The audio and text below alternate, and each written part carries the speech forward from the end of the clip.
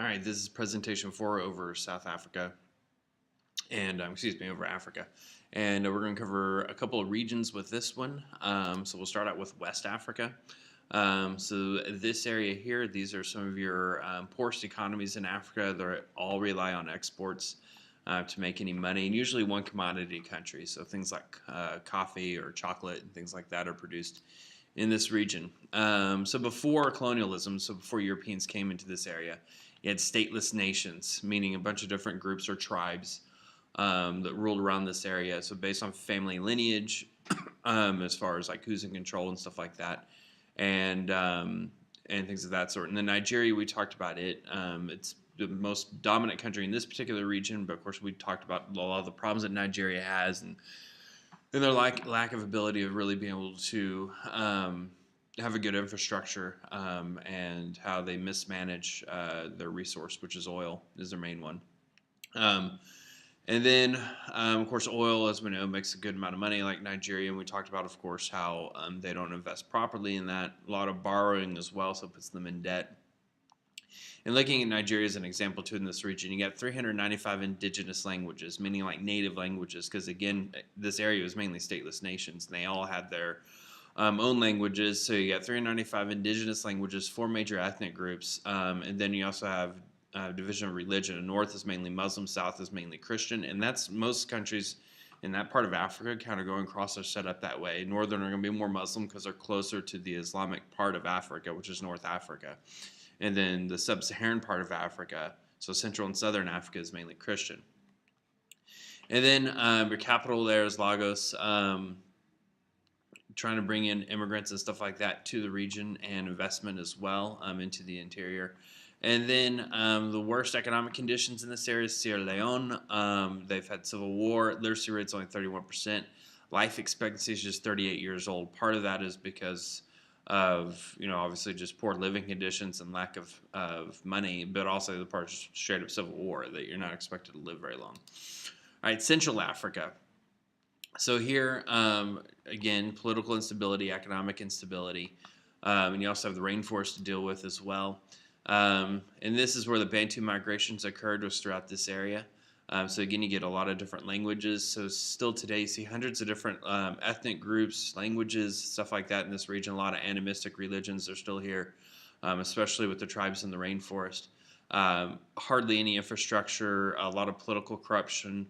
The tropical forest, again, is going to help spread diseases because there's no winter or anything to kill a lot of these diseases and also bugs and insects that carry them. And then shortage of trained teachers, so you can't educate the population. It's not easy to get teachers to want to go to Central Africa to teach. And so you're going to have a lot of uneducated people. And you get into Southern Africa, this is the wealthiest part of Africa. Of course, there's been a lot of conflicts in this region, but it is the wealthiest part, especially the country of South Africa. You definitely need to know about apartheid, and that is huge. So in South Africa, starting in 1948 until 1994, you had separation of races, kind of like you saw here in the U.S. So segregation in schools, hospitals, neighborhoods was government policy. Now, the big difference between here in the U.S. and apartheid in South Africa is that here in the U.S., white people were the majority and African Americans were the minority.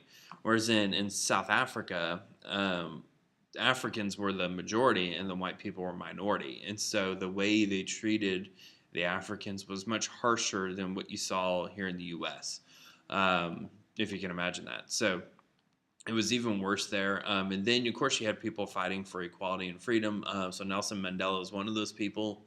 He was part of the African National Congress. And he was arrested for some bombings and stuff like that took place. It wasn't his fault, but he was arrested for it. And then in the 1980s, as you know, at this point, obviously the U.S. is not segregated anymore and stuff like that. British and American companies started refusing to do business with South Africa and cutting off relations with them. So this put a lot of economic pressure on South Africa to change for the better.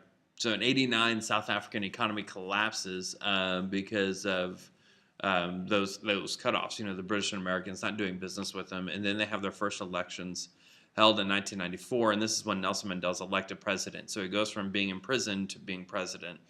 And of course, a lot of people were fearful that, having an African president, that he was going to seek revenge on the white people and stuff like that. But he was um, you could say basically like the Gandhi of South Africa. So he wasn't seeking vengeance; he was seeking reconciliation, and so he figured out how to work with the people there and to not seek revenge, but to be able to work with each other. And so he had whites and blacks working together in his government, and trying to model that for the country, that the way towards a better future for South Africa is working together and to be able to heal from the wounds from the past and also learn from it at the same time. So he was an amazing leader, and he died a couple of years ago. Um, Now, South Africa, they produce 45% of Africa's products. So, I mean, a huge economy for Africa. And they still have a long ways to go. Obviously, there's still going to be racism and stuff like that there. But they have gone a long ways since then.